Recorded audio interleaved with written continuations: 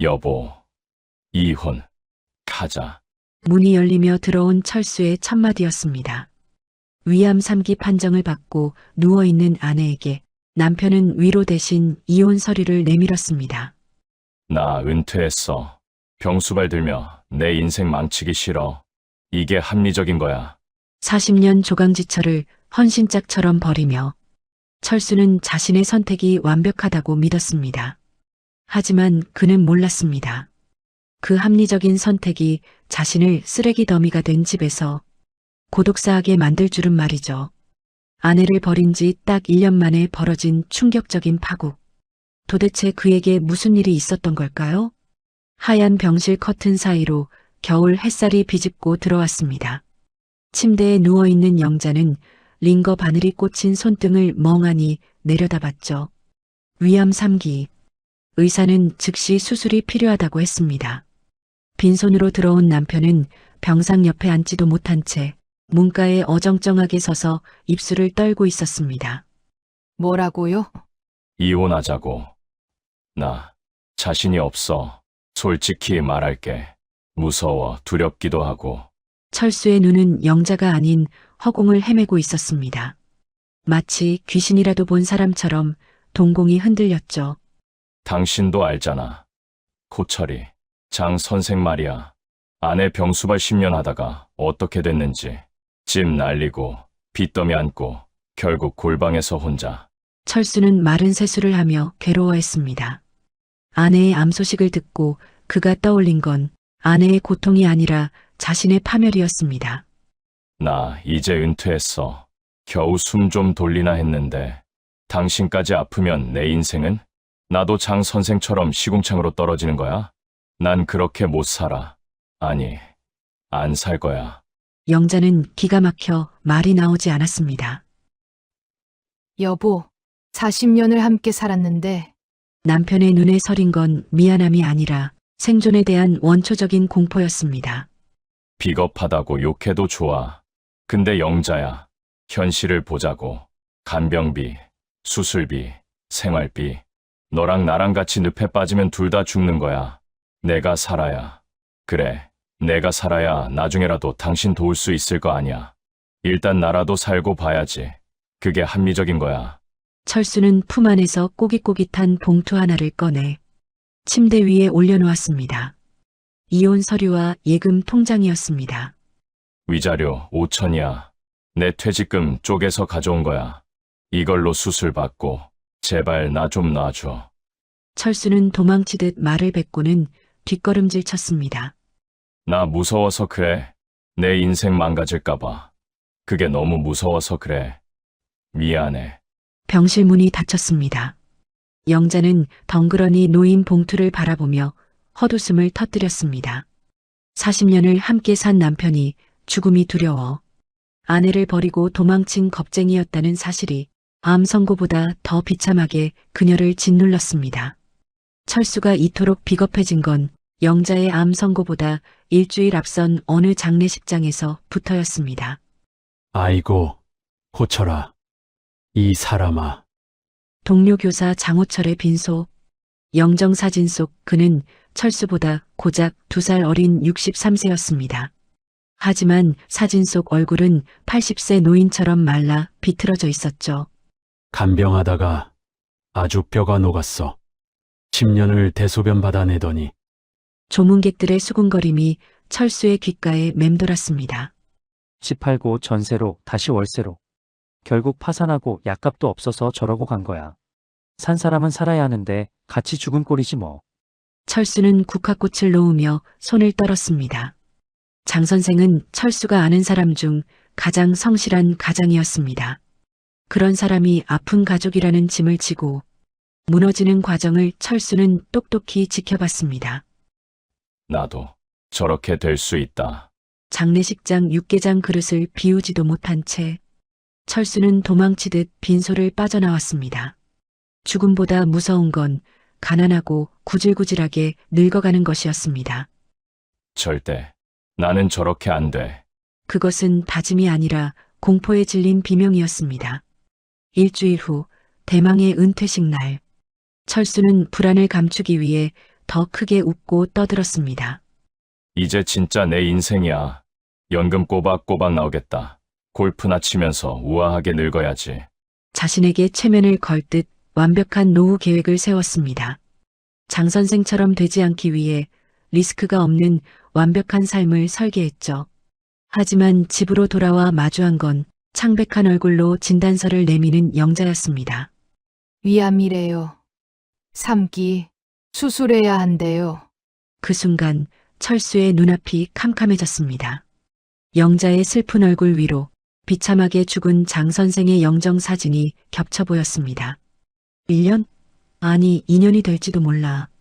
돈은? 내 연금은? 간병은 누가 해? 철수의 심장이 미친 듯이 뛰었습니다. 아내를 걱정해야 한다는 이성은 마비되었고 이러다 나도 망한다는 생존 본능만이 꿈틀거렸습니다. 여보, 영자가 불렀지만 철수는 뒷걸음질 쳤습니다. 내일 병원 같이 가볼게. 좀 생각 좀 해봐야겠어. 서재 문이 닫혔습니다. 영자는 혼자 남겨진 식탁에 앉아 눈물을 삼켰죠. 서재에서 철수는 책상에 앉아 머리를 감쌌습니다. 장 선생의 얼굴이 계속 떠올랐습니다. 10년간 간병하다 파산하고 결국 우울증으로 세상을 떠난 모습. 나는 그렇게 안 돼. 절대로. 철수는 떨리는 손으로 서랍을 열었습니다. 계산기가 나왔죠. 평생 학생들 성적을 계산하던 그 계산기. 딸깍, 딸깍, 딸깍. 수술비 2천만 원, 항암 치료비월 200만 원, 간병비월 150만 원. 1년이면 최소 5천만 원. 거기에 자신의 시간과 노력까지 계산하면 거실에서 영자가 흐느끼는 소리가 들렸습니다. 하지만 철수는 서재 문을 열지 않았죠. 이건 아니야. 철수는 중얼거렸습니다. 하지만 그건 영자를 걱정하는 소리가 아니었습니다. 자신의 노후가 망가질까봐 두려워하는 소리였죠. 40년을 수학교사로 살며 참고 견뎌왔는데 이제 막 자유를 얻었는데 병수발을 들며 늙어야 한다는 건 받아들일 수 없었습니다. 무엇보다 장 선생처럼 파산하고 비참하게 늙어가는 모습을 상상하니 온몸에 소름이 돋았습니다. 머릿속에 떠오른 건 이혼이었습니다. 위자료를 주면 되잖아. 5천만 원. 영자도 치료받을 돈이 생기고 나도 자유로워지는 거야. 그래. 이게 서로에게 좋은 거야. 철수는 스스로를 합리화했습니다. 하지만 손은 계속 떨리고 있었죠. 40년을 함께 산 사람을 버린다는 죄책감과 장 선생처럼 되고 싶지 않다는 공포가 뒤섞였습니다. 그때 악마의 속삭임 같은 생각이 떠올랐습니다. 도망치자. 이혼하고 위자료 쥐어주면 최소한 나는 살잖아. 그것은 지독히 이기적이었지만 겁에 질린 철수에게는 유일한 탈출구처럼 보였습니다. 서재 밖에서 들려오는 아내의 울음소리가 마치 자신을 늪으로 끌어당기는 소리 같아 철수는 귀를 막고 웅크렸습니다. 새벽까지 철수는 잠을 이루지 못했습니다. 침대 옆방에서 영자가 혼자 울고 있을 거라는 걸 알았지만 일어나지 않았죠. 미안해. 하지만 나도 살아야 해. 다음 날 아침 영자는 부은 눈으로 아침 식사를 차렸습니다. 철수는 식탁에 앉았지만 영자와 눈을 마주치지 않았죠.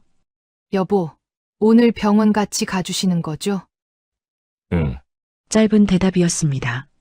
병원으로 가는 차 안은 침묵으로 가득했습니다.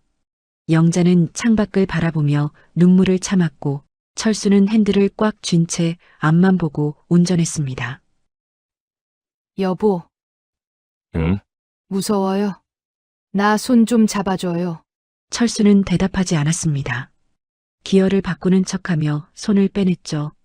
병원에 도착했습니다. 의사는 입원이 필요하다고 했죠. 정밀 검사를 위해서였습니다.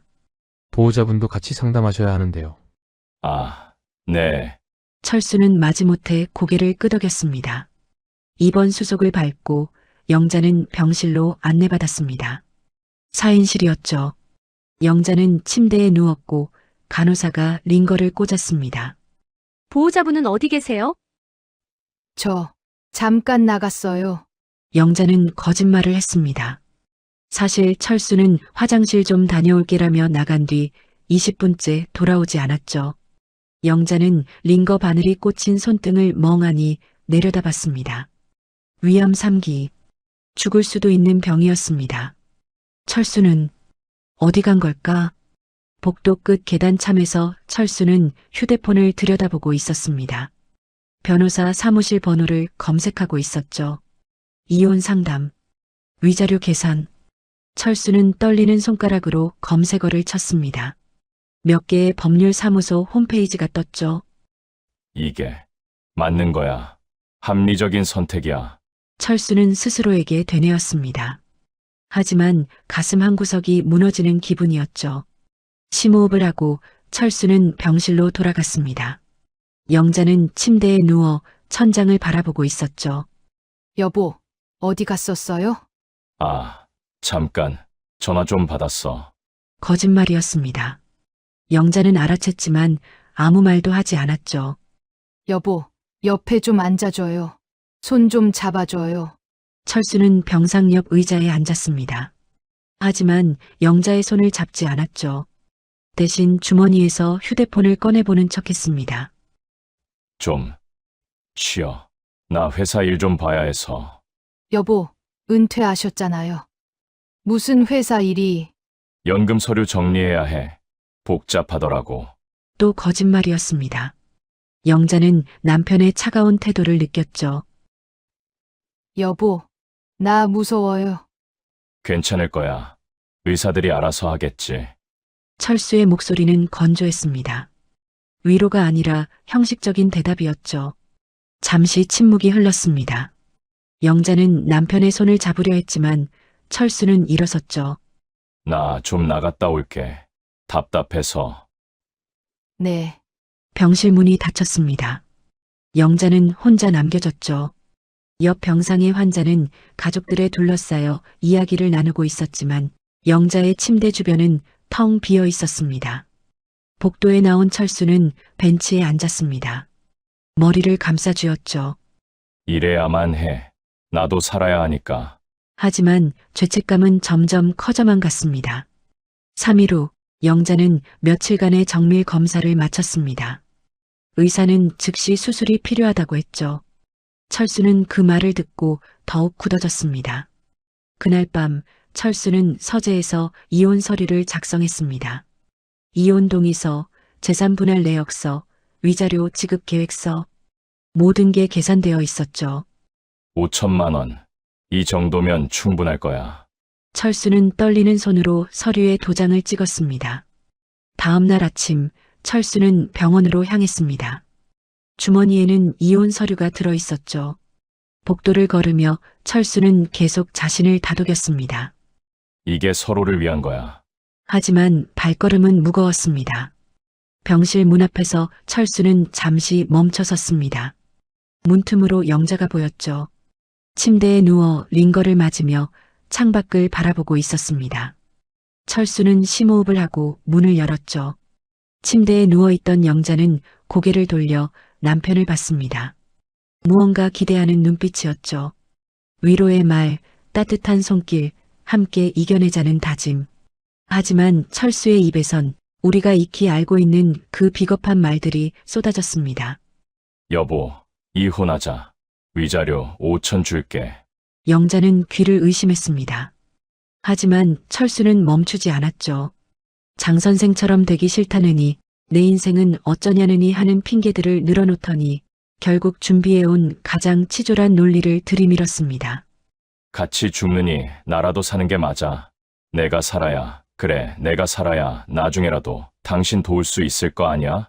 산 사람은 살아야지. 철수의 그 한마디가 영자의 가슴에 마지막 못을 박았습니다. 산 사람은 살아야지. 그 말 속에 영자는 없었습니다. 영자는 헛웃음을 터뜨렸습니다. 그 뻔뻔한 합리화 앞에 영자는 더 이상 할 말을 잃었죠. 남편의 눈에 서린 건 아내에 대한 미안함이 아니라 자기 밥그릇을 뺏길까 두려워하는 짐승의 공포뿐이었습니다. 대화가 통할 상대가 아니라는 걸 영자는 직감했습니다. 그래요. 알았어요. 당신이 원하는 대로 해줄게요. 대신 이거 하나만 기억해요. 영자는 서랍에서 도장을 꺼내 이혼 서류에 꾹 눌러 찍었습니다. 붉은 인주가 번지듯 40년 부부의 연도 그렇게 뭉개졌습니다. 오늘 당신이 버린 건 아내가 아니라 당신의 마지막 양심이라는 거. 영자는 서류를 철수에게 던지듯 건넸습니다. 철수는 도망치듯 서류를 챙겨 병실을 빠져나갔습니다. 뒤도 돌아보지 않았죠. 그 뒷모습을 보며 영자는 결심했습니다. 살아야겠다. 저 인간이 틀렸다는 걸 증명하기 위해서라도 나는 반드시 살아야겠다. 이혼 서류에 도장을 찍은 지 2주 후 철수는 새로운 삶을 시작했습니다. 넓은 아파트는 온전히 그의 것이 됐죠. 이제 진짜 자유다. 철수는 거실 소파에 누워 천장을 바라보며 미소 지었습니다. 내가 천재야. 진짜. 냉정하게 계산했습니다. 5천만 원으로 40년의 짐을 벗어던진 거죠.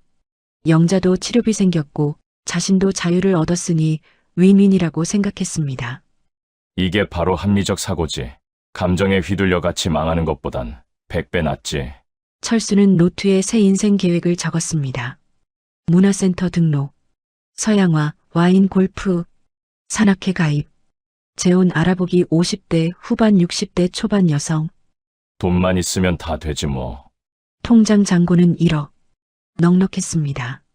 한 달 후 문화센터 와인 강좌. 철수는 50대 여성들 사이에서 유일한 남성이었습니다. 김 선생님, 오늘 정말 멋지세요. 선생님, 와인 고르는 안목이 대단하시네요. 철수는 기분이 좋았습니다. 새 옷을 사입고 향수를 뿌리고 비싼 시계를 차고 나왔죠. 이 와인은 말이죠. 프랑스 보르도 지역에서. 철수는 인터넷에서 주워들은 지식을 늘어놓았습니다. 여성들이 감탄하는 척했지만 철수는 눈치채지 못했죠. 수업이 끝나고 카페로 자리를 옮겼습니다. 철수가 계산했습니다. 8만 원. 김 선생님, 항상 저희한테 잘해주셔서 감사해요. 아니에요. 제가 즐거워서 그러는 거죠. 58세 이혼녀 해숙이 철수에게 관심을 보이는 것 같았습니다. 철수는 가슴이 두근거렸죠. 개숙 씨, 다음 주 전시회 같이 갈까요? 좋아요, 선생님. 철수는 집으로 돌아오며 콧노래를 불렀습니다. 이게 인생이지. 영자랑 있었으면 이런 거 꿈도 못 꿨을 거야. 거울을 보며 머리를 빗었습니다. 젊어 보이고 싶어 염색도 했죠. 얼마 후 전시회 날, 철수는 50만 원짜리 재킷을 사입었습니다. 해숙은 철수를 보고 환하게 웃었죠. 오늘 정말 멋지세요. 전시회를 보고 고급 레스토랑에서 식사를 했습니다. 철수가 계산했죠. 35만 원. 선생님, 항상 이렇게 잘해주시면 제가 미안해요. 아니에요. 개숙 씨랑 있으면 즐거워요. 분위기가 무르익었습니다. 철수는 용기를 내어 말했죠. 개숙 씨, 우리 좀 더 자주 만나면 안 될까요? 개인적으로요. 해숙의 표정이 미묘하게 변했습니다. 선생님, 혹시 결혼하셨어요? 아, 이혼했습니다. 1년 전에. 아, 근데 선생님, 솔직히 말씀드려도 될까요? 네, 물론이죠. 전 재혼 생각 없거든요. 그냥 이렇게 가끔 나와서 좋은 음식 먹고 문화생활 즐기는 정도만요. 선생님도 경제적으로 여유 있으시니까. 철수는 얼어붙었습니다. 경제적으로 여유 있으시니까. 그 말이 가슴에 박혔죠. 아, 네, 그렇게 하죠. 철수는 억지로 웃으며 대답했습니다. 집으로 돌아오는 길, 철수는 씁쓸함을 감출 수 없었습니다. 하지만 진짜 문제는 집에 도착해서부터였죠. 현관문을 열자 어질러진 거실이 눈에 들어왔습니다. 벗어놓은 옷, 먹고 난 그릇, 쌓여가는 쓰레기. 에이, 씨, 철수는 비싼 재킷을 소파에 던졌습니다. 통장 잔고를 확인해 보니 2달 만에 1,000만 원 가까이 줄어 있었습니다. 옷값, 와인 강자비, 해수계 밥값. 돈 쓰는 게 이렇게 쉬운 거였나? 철수는 그제야 불안감이 엄습했습니다.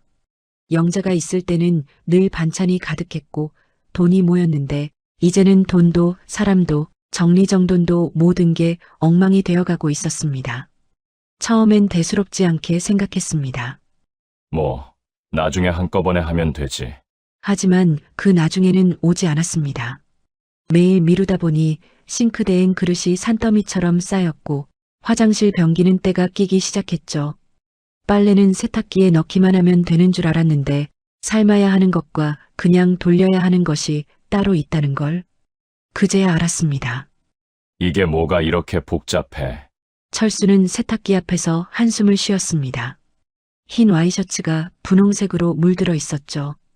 빨간 티셔츠를 함께 넣은 게 문제였습니다. 밥은 더 큰 문제였습니다. 매일 배달시켜 먹거나 밖에서 먹으니 지갑이 텅텅 비었죠. 편의점 도시락을 사 먹었지만 사흘째부터 속이 쓰렸습니다. 집밥이 그리울 줄이야. 철수는 냉장고를 열었습니다. 텅 비어 있었죠. 영자가 있을 때는 늘 반찬이 가득했는데 이제는 김치 한 통조차 없었습니다. 마트 가서 사와야겠네. 마트에 간 철수는 카트 앞에서 멈칫했습니다. 뭘 사야 할지 몰랐죠. 40년 동안 장을 본 적이 없었으니까요. 그냥 눈에 띄는 대로 집어넣었습니다. 라면, 통조림, 냉동식품. 집에 돌아와 요리를 해보려 했지만 달걀 프라이조차 까맣게 태워버렸습니다. 에이, 라면이나 끓여 먹자. 한 달이 지나자 철수의 모습은 확연히 달라졌습니다. 깔끔하게 다림질된 셔츠 대신 구겨진 티셔츠를 입고 다녔고 면도도 제대로 하지 않아 수염이 덥수룩했죠. 집은 쓰레기장이 됐습니다. 김 선생님, 요즘 안색이 안 좋으신데 괜찮으세요? 며칠 후 골프장에서 만난 후배가 걱정스럽게 물었습니다. 철수는 웃으며 대답했죠. 아, 그냥 좀 피곤해서. 요즘 바쁘게 지내서. 사모님한테 보약 좀 지어달라고 하세요. 건강이 최고죠. 철수는 대답 대신 공을 쳤습니다. 아내 얘기가 나올 때마다 불편했죠. 그날 저녁 철수는 동창회 모임에 나가 오랜만에 친구들을 만났습니다. 야, 철수야. 오랜만이다. 은퇴했다며? 그래, 1년 됐어. 이제 매일이 일요일이지. 부럽다, 진짜. 나는 아직 3년 남았는데. 분위기는 화기애애했습니다. 하지만 술이 몇 잔 들어가자 한 친구가 넌지시 물었죠. 그런데 철수야, 소문 들었는데 재수 씨랑 이혼했다며? 순간 테이블이 조용해졌습니다. 철수는 잔을 들다 말고 친구를 쳐다봤죠. 누가 그래? 아니, 동네에서 소문 났더라고. 재수 씨가 암 걸렸는데 이혼했다면서? 그게 사실이야? 철수는 목구멍이 막히는 기분이었습니다. 벌써 소문이 났다니. 그건 복잡한 사정이 있어서. 복잡한 사정. 아내가 암 걸렸는데 이혼하는 게 무슨 사정이야? 다른 친구가 날카롭게 물었습니다. 철수는 변명을 늘어놓았죠. 아니, 서로 합의하에 한 거야. 나도 내 인생 살아야 하고, 영자도 치료에 집중하는 게 나아서. 그게 말이 돼. 40년을 함께 살았는데 아내가 아프다고 내쳐. 내친 게 아니라고. 위자료도 넉넉하게 줬어. 5천만 원이나. 5천만 원. 40년 결혼 생활이 고작 5천만 원이야? 친구들의 눈빛이 차갑게 변했고 철수는 더 이상 견딜 수 없어 자리에서 일어났죠. 너희가 뭘 안다고 그래. 내 인생이야. 내가 선택한 거라고. 철수야, 그건 선택이 아니라 배신이야. 철수는 식당을 나왔습니다. 뒤에서 친구들의 수군거림이 들렸죠. 저런 인간이었나? 교사했다는 사람이. 학생들한테는 인성교육했으면서 정작 자기는 저 모양이네. 집으로 돌아오는 길, 철수는 술김에 편의점에 들렀습니다. 맥주 한 캔을 사서 벤치에 앉았죠. 찬바람이 얼굴을 때렸습니다. 내가 뭘 잘못했다는 거야. 철수는 중얼거렸습니다. 하지만 마음 한구석이 불편했죠. 친구들의 말이 계속 맴돌았습니다. 집에 들어서자 어둠과 냉기가 그를 맞이했습니다. 불을 켜니 어질러진 거실이 눈에 들어왔죠. 벗어놓은 옷, 먹다 남은 컵라면, 쌓인 쓰레기 봉투. 에이, 내일 치우지 뭐. 소파에 누운 철수는 천장을 바라봤습니다. 이상했죠. 자유를 얻었는데 왜 이렇게 허전할까요? 영자가 떠난 공간은 더 이상 보금자리가 아니었습니다. 그저 차가운 콘크리트와 철근이 뒤엉킨 구조물일 뿐이었죠. 휴대폰을 꺼내 통화 기록을 봤습니다. 영자에게 온 전화는 하나도 없었죠. 당연했습니다. 자신이 먼저 버렸으니까요. 잘 지내나? 철수는 중얼거렸습니다. 하지만 전화를 걸 용기는 없었죠. 위자료 5천만 원을 전해준 뒤로 한 번도 연락하지 않았습니다. 다음 날 아침 철수는 배달된 우편물을 확인했습니다. 관리비 고지서였죠. 뭐야? 왜 이렇게 많이 나와? 이것도 돈이네. 철수는 한숨을 쉬었습니다. 계산해보니 외식비, 편의점 도시락, 배달 음식비가 한 달에 150만 원이 넘었죠. 영자가 있을 때는 식비가 이렇게까지 안 들었는데 골프 연습장 회원권 비용, 등산 장비 구입비까지 합치니 한 달 지출이 300만 원을 넘었습니다. 연금으로는 빠듯했죠. 에이, 뭐 어때? 이것도 자유의 대가지. 철수는 스스로를 위로했습니다. 하지만 마음 한구석이 불안했죠. 저녁 무렵 초인종이 울렸습니다. 문을 열자 아파트 부녀회장이 서 있었죠. 안녕하세요, 김 선생님. 혹시 지금 시간 괜찮으세요? 아, 네. 무슨 일이세요? 그게 옆집에서 층간 소음 민원이 들어와서요. 밤늦게 TV 소리가 크다고. 그래요? 아, 미안합니다. 신경 쓰겠습니다. 문을 닫은 철수는 씁쓸하게 웃었습니다. 그날 밤 철수는 침대에 누워 잠을 청했습니다. 하지만 잠이 오지 않았죠. 옆자리가 텅 비어 있었습니다. 40년 동안 옆에 있던 사람이 사라지니 침대가 너무 넓고 차가웠습니다. 이게 뭐가 자유야? 철수는 중얼거렸습니다. 친구들은 등을 돌렸고 동네에서는 손가락질을 받고 집은 쓰레기장이 됐죠. 무엇보다 혼자 먹는 밥은 왜 이렇게 맛이 없는지. 새벽 2시 철수는 부엌으로 나왔습니다. 냉장고를 열었지만 먹을 게 없었죠. 컵라면을 끓여 먹으며 문득 영자가 해준 된장찌개가 떠올랐습니다. 맛있었는데. 철수는 씁쓸하게 웃었습니다. 하지만 곧 고개를 저었죠. 아니야. 이건 그냥 적응 기간이야. 조금만 지나면 괜찮아질 거야. 스스로를 다독이며 철수는 다시 침대로 돌아갔습니다. 하지만 마음 한구석의 불안감은 점점 커져만 갔죠. 창밖으로 겨울 찬바람이 불어왔습니다. 철수는 이불을 끌어당겼지만 추위는 가시지 않았습니다. 몸이 아니라 마음이 추웠던 거죠. 자유를 얻었다고 생각했는데 어쩌면 자신이 얻은 건 자유가 아니라 고독이었을지 모릅니다. 하지만 철수는 아직 그걸 인정하고 싶지 않았죠. 괜찮아. 나는 괜찮아. 스스로에게 되뇌며 철수는 눈을 감았습니다. 하지만 잠은 쉽게 오지 않았죠. 3개월이 지났습니다. 철수의 집은 더 이상 사람이 사는 곳 같지 않았죠. 거실 바닥엔 벗어놓은 옷가지들이 널려 있고 주방 싱크대엔 곰팡이 핀 그릇들이 쌓여 있었습니다. 화장실 변기는 누런 때가 끼었고 침대 시트는 언제 빨았는지 기억도 안 날 정도였죠. 철수는 아침에 일어나 거울을 봤습니다. 헝클어진 머리, 덥수룩한 수염, 푹 꺼진 눈. 교감 시절의 단정한 모습은 온데간데 없었죠. 면도를 하려다가 그냥 포기했습니다. 누가 보는 것도 아닌데 뭐. 냉장고를 열자 쉰내가 코를 찔렀습니다. 마트에서 샀다가 언제 넣어뒀는지 모를 반찬들이 상해 있었죠. 철수는 냉장고 문을 닫고 편의점으로 향했습니다. 요즘 하루 세 끼를 모두 편의점 도시락으로 때우고 있었죠. 어서 오세요. 편의점 알바생이 무표정하게 인사했습니다. 철수는 익숙하게 도시락 2개를 집어들었죠.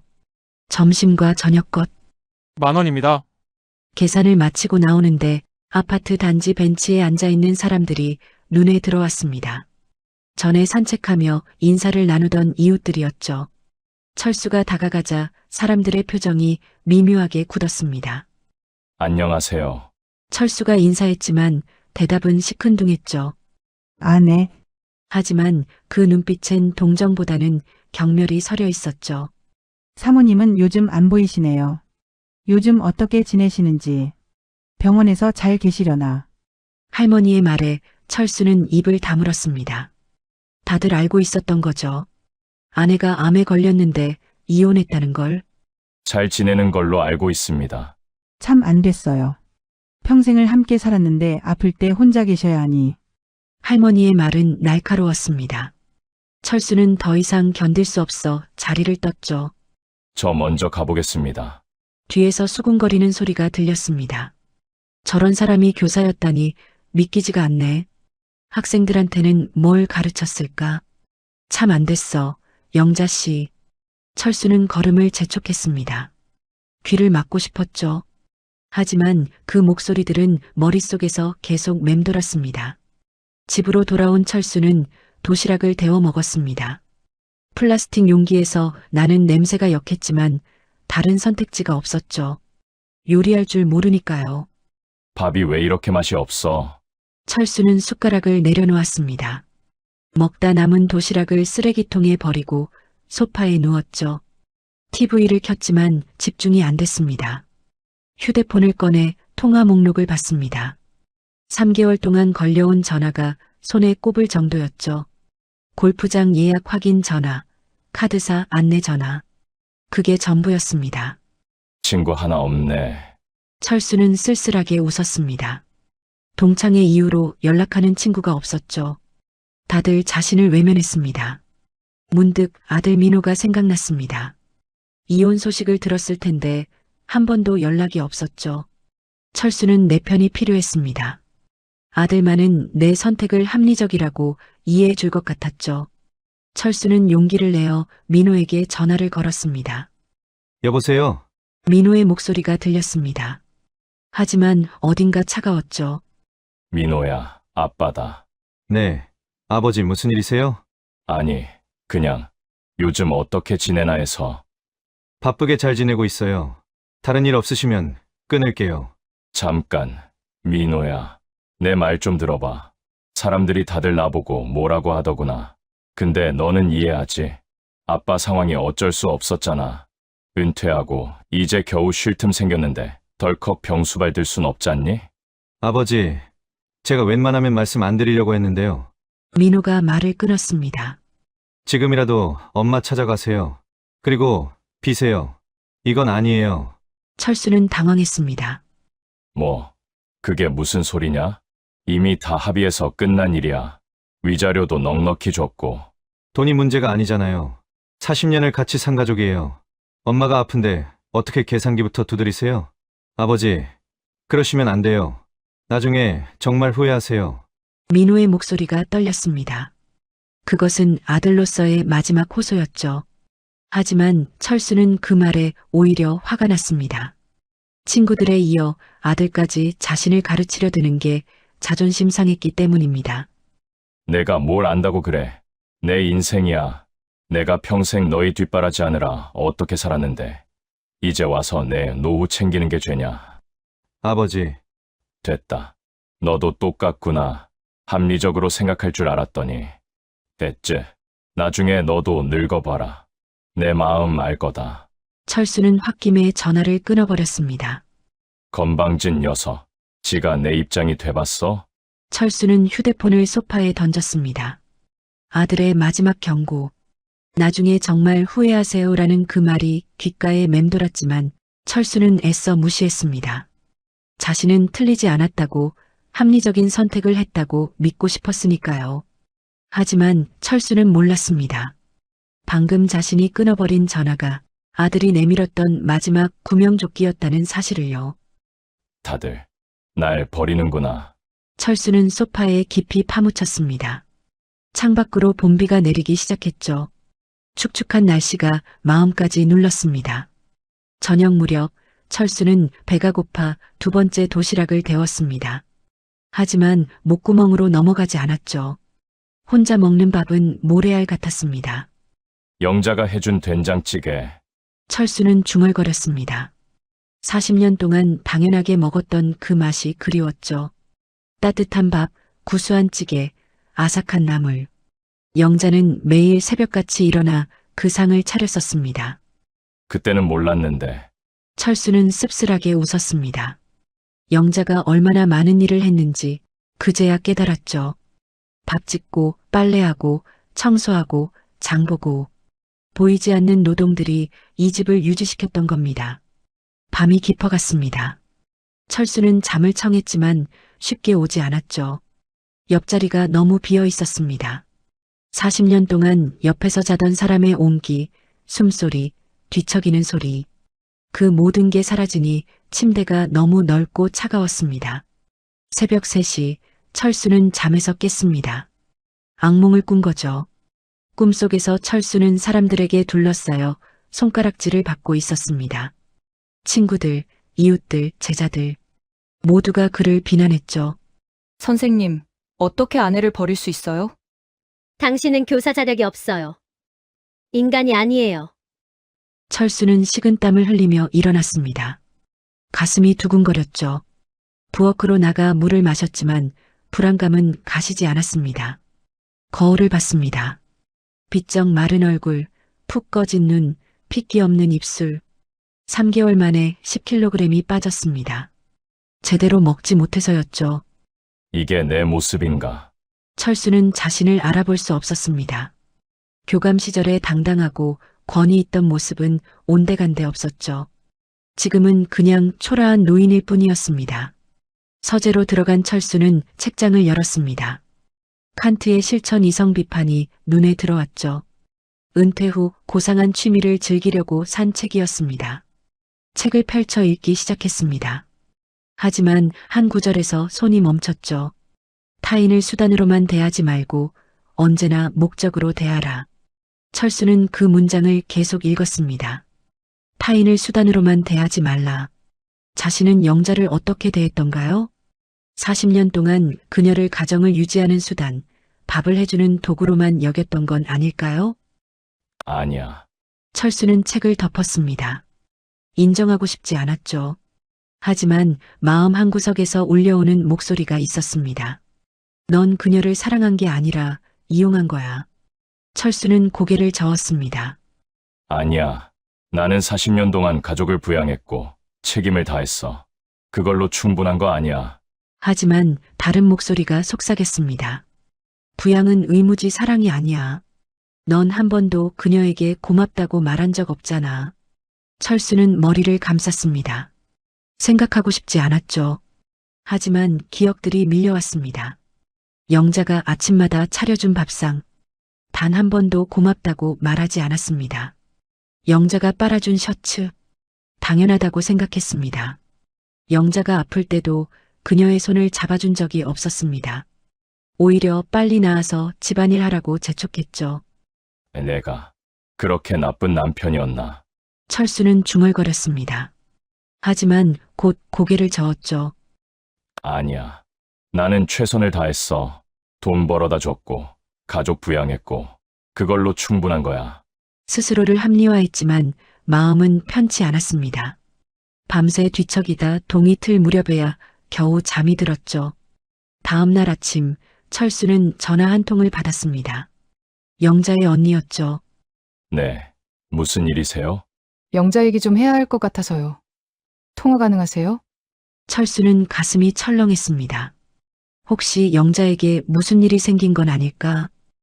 영자가 어떻게 됐습니까? 수술 잘 끝났어요. 항암 치료도 순조롭게 진행 중이고요.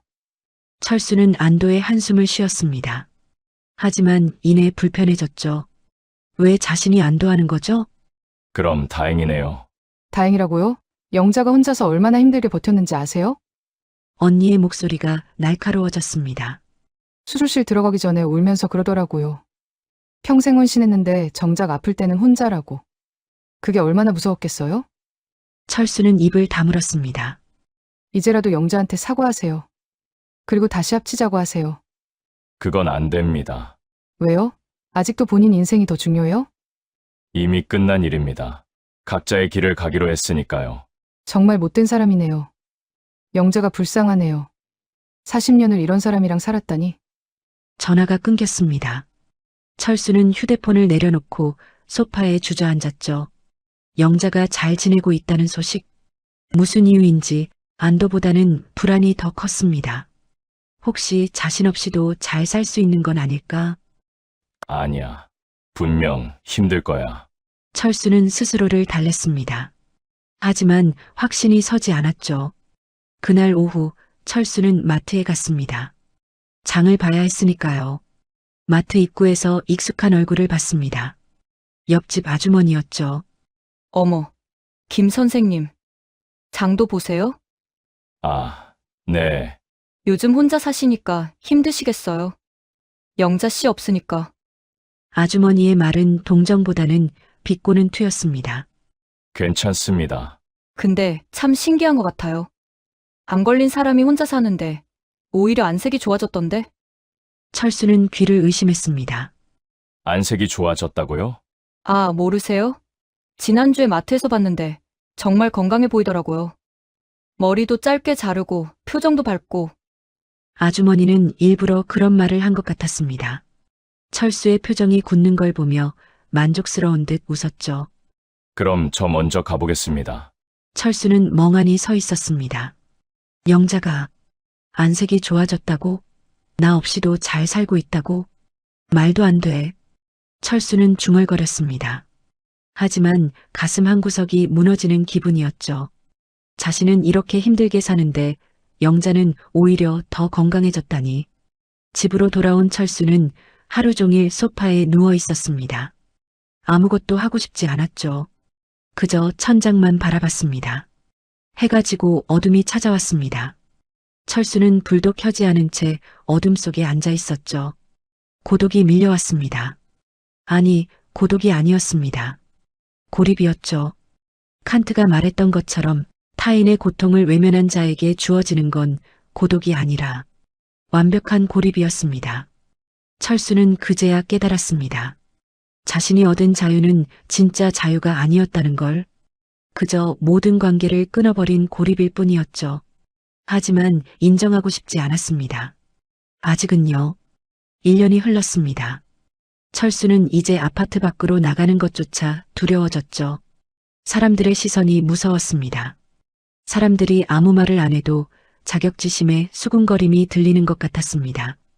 저 사람이 안 해버린 그 교사래. 쯧쯧, 인간이 어떻게 저럴 수가 있지. 골프 연습장도 등산 모임도 모두 끊었습니다. 가는 곳마다 따가운 시선뿐이었으니까요. 이제 철수의 하루는 편의점과 집을 오가는 게 전부였습니다. 체중은 15kg이나 빠졌습니다. 거울 속 자신은 낯선 사람 같았죠. 푹 꺼진 눈, 주름진 얼굴, 구부정한 어깨. 65세가 아니라 75세처럼 보였습니다. 어느 날 오후 철수는 우편함에서 편지 한 통을 발견했습니다. 골프장 회원권 갱신 안내문이었죠.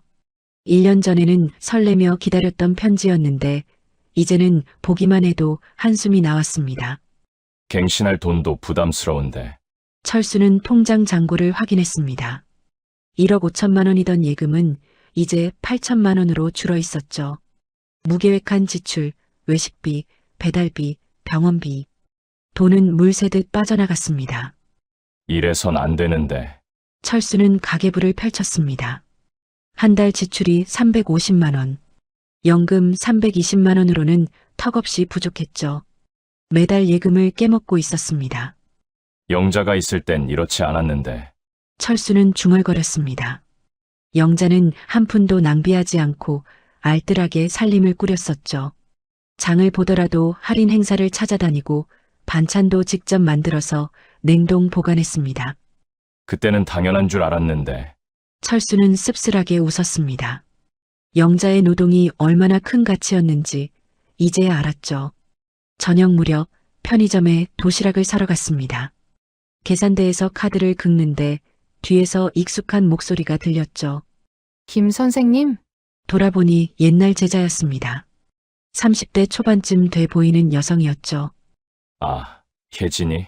선생님, 정말 오랜만이에요. 근데 많이 야위셨네요.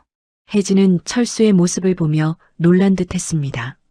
1년 전만 해도 당당하고 건강해 보였는데 지금은 완전히 다른 사람 같았으니까요. 그냥 좀 입맛이 없어서. 선생님, 혜진이 말을 이었습니다. 목소리가 조심스러워졌죠. 소문 들었는데 사모님이랑 이혼하셨다는 게 사실이에요? 암에 걸리셨다고. 철수는 얼어붙었습니다. 벌써 제자들에게까지 소문이 퍼진 거였죠. 그건 설마 그게 사실은 아니겠죠? 제가 아는 선생님은 그럴 분이 아니시니까. 혜진의 눈빛에는 아직 믿고 싶지 않다는 간절함이 서려 있었습니다. 철수는 더 이상 거짓말할 수 없었죠. 사실이야. 이혼했어. 혜진의 얼굴에서 색이 빠졌습니다. 그럼 사모님이 암에 걸리셔서 이혼하신 거예요? 철수는 고개를 끄덕였습니다. 혜진의 표정이 완전히 변했죠. 존경심이 사라지고 실망과 분노가 그 자리를 채웠습니다. 철수는 더 이상 말하고 싶지 않아 황급히 편의점을 나왔죠. 선생님, 잠깐만요. 하지만 혜진이 뒤따라 나왔습니다. 어떻게 그러실 수가 있어요? 사모님이 아프신데. 넌 몰라. 내 상황을. 상황이요. 아내가 아파서 버린 게 무슨 상황이에요? 혜진의 목소리가 떨렸습니다. 선생님은 항상 우리한테 책임을 강조하셨잖아요. 인생의 책임, 가족의 책임. 그런데 정작 선생님은요. 제가 선생님을 존경했던 건 실력 때문이 아니라 인품 때문이었어요. 근데 이제 보니 그냥 위선이었네요. 혜진은 돌아섰습니다. 철수는 그 뒷모습을 멍하니 바라봤죠. 또 한 사람이 자신을 떠나갔습니다. 집으로 돌아온 철수는 도시락을 먹지도 않고 소파에 누웠습니다. 천장을 바라보며 혜진의 말이 계속 맴돌았죠. 그냥 위선이었네요. 위선. 나는 위선자야. 철수는 중얼거렸습니다. 평생 학생들에게 책임과 인성을 가르쳤지만 정작 자신은 가장 기본적인 책임도 지키지 못했죠. 며칠 뒤 철수는 병원에 갔습니다. 요즘 숨이 차고 가슴이 답답해서였죠. 의사는 진차로 고개를 저었습니다. 혈압이 너무 높으세요. 170에 100이에요. 당장 약을 드셔야 합니다. 그렇습니까? 식사는 제대로 하고 계세요? 영양 상태가 매우 안 좋습니다. 편의점 도시락으로 때우고 있습니다. 그러시면 안 돼요. 나트륨 과다 섭취는 고혈압을 악화시켜요. 집에서 직접 요리해서 드세요. 철수는 쓸쓸하게 웃었습니다. 보호자분은 안 계세요? 환자분 혼자서는 식이요법 관리가 힘드실 텐데. 혼자 삽니다. 의사는 안타까운 표정을 지었지만 더 묻지 않았습니다. 집으로 돌아온 철수는 영자의 연락처를 꺼내봤습니다. 1년 동안 한 번도 연락하지 않았죠. 전화를 걸까 말까 고민했지만 용기가 나지 않았습니다. 뭐라고 말해야 하지? 철수는 휴대폰을 내려놓았습니다. 미안하다고? 다시 합치자고? 그런 말을 할 자격이 있을까? 그날 밤 철수는 잠을 이루지 못했습니다. 영자의 얼굴이 계속 떠올랐죠. 젊었을 때의 영자, 아이들 낳고 키우던 영자, 늙어가던 영자, 그리고 암 선고를 받았을 때 눈물 흘리던 영자. 내가 뭘 한 거야? 철수는 중얼거렸습니다. 40년 동안 함께한 사람을 가장 힘들 때 버렸죠. 그것도 계산기를 두드리며 합리적이라고 착각하면서. 새벽이 밝아왔습니다. 철수는 결심했죠. 영자를 만나야겠다고, 사과해야겠다고. 아니, 솔직히 말하면 사과보다는 자신의 외로움을 달래고 싶었습니다. 혼자 사는 게 너무 힘들었으니까요. 밥을 차려줄 사람, 빨래를 해줄 사람, 집을 돌봐줄 사람이 필요했습니다. 철수는 스스로를 합리화했죠. 그래. 부부는 미운 정 고운 정이지. 40년을 함께 살았는데 이제라도 다시 시작하면 돼. 하지만 마음 한구석에서는 알고 있었습니다. 이건 사랑이 아니라 필요라는 걸, 영자에게 미안해서가 아니라 자신이 힘들어서 돌아가려는 거라는 걸. 다음 날 철수는 꽃집에 들렀습니다. 장미 꽃다발을 샀죠. 이 정도면 영자도 마음이 풀릴 거라고 생각했습니다. 선물 포장해드릴까요? 네. 예쁘게 해주세요. 철수는 거울을 보며 머리를 빗었습니다. 면도도 했죠. 1년 만에 제대로 차려입었습니다. 하지만 거울 속 자신은 여전히 초라해 보였습니다. 괜찮아. 영자는 이해해 줄 거야. 철수는 스스로를 다독였습니다. 40년을 함께 산 사이인데 다시 시작할 수 있을 거라고 믿었죠. 영자가 요양 중이라는 시골 전원주택 주소를 처형에게 물어봤습니다. 처음에는 알려주지 않으려 했지만 끈질기게 부탁한 끝에 겨우 받아냈죠. 가봐야 소용없을 텐데. 언니의 차가운 목소리가 기억났습니다. 하지만 철수는 개의치 않았죠. 내가 직접 가서 사과하면 돼. 버스를 타고 2시간을 달려 도착한 곳은 한적한 시골 마을이었습니다. 공기가 맑고 조용했죠. 영자는 이런 곳에서 요양하고 있었습니다. 주소를 찾아 걷다 보니 작은 전원주택이 보였습니다. 정원에는 꽃들이 만발했고 텃밭에는 상추와 토마토가 자라고 있었죠. 철수는 대문 앞에서 숨을 골랐습니다.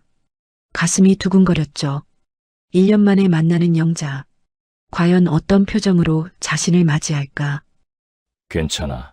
나는 잘못을 인정하러 왔어. 다시 합치자고 말할 거야. 철수는 꽃다발을 꼭 쥐고 초인종을 눌렀습니다. 잠시 후 문이 열렸죠. 그리고 철수는 멈춰 섰습니다. 문 앞에 선 영자는 1년 전과 완전히 달랐습니다. 짧게 자른 머리, 밝은 표정, 건강해 보이는 피부. 무엇보다 눈빛이 달랐죠. 예전에 지친 눈빛이 아니라 생기 있고 당당한 눈빛이었습니다. 여보. 철수가 떨리는 목소리로 말했습니다. 하지만 영자의 표정은 차갑게 굳었죠. 무슨 일이세요? 김철수 씨? 여보가 아니라 김철수 씨.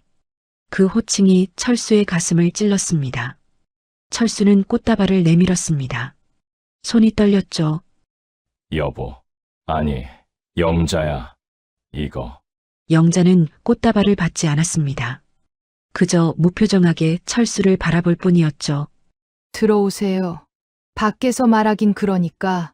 영자는 돌아서서 집 안으로 들어갔습니다.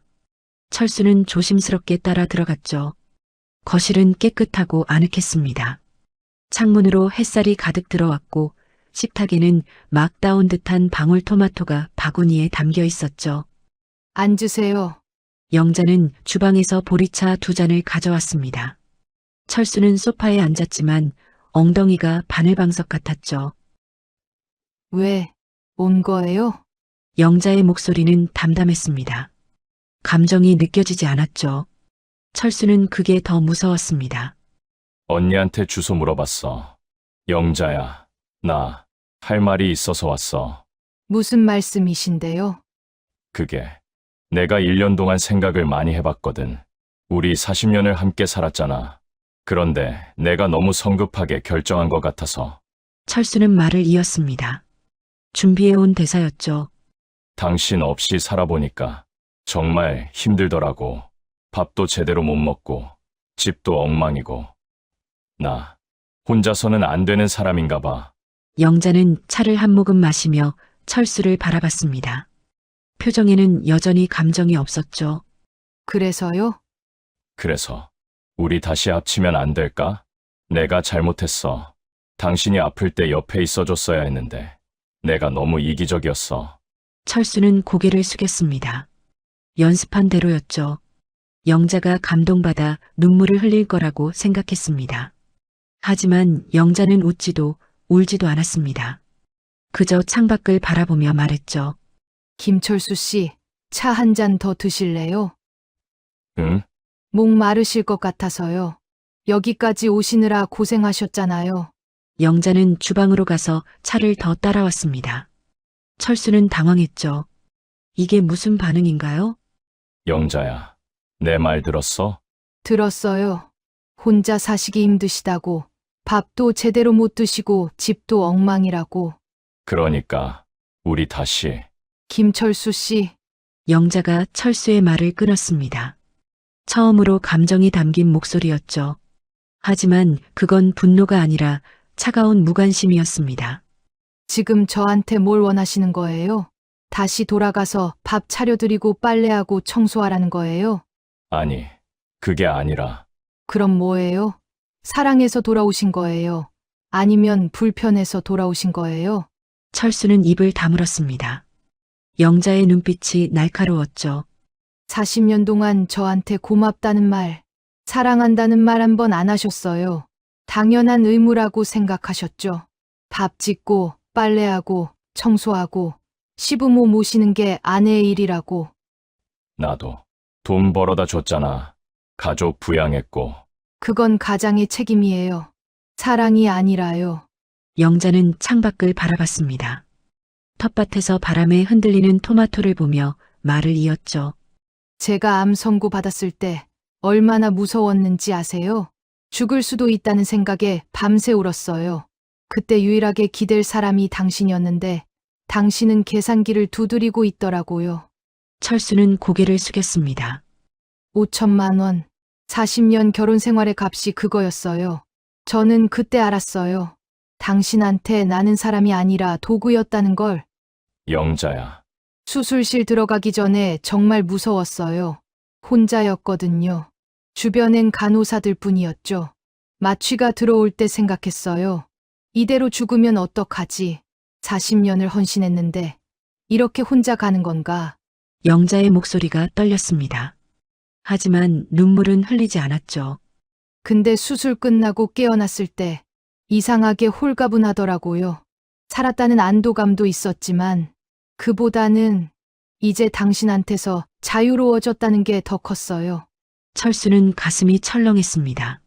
항암 치료받으면서 힘들었지만 그래도 행복했어요.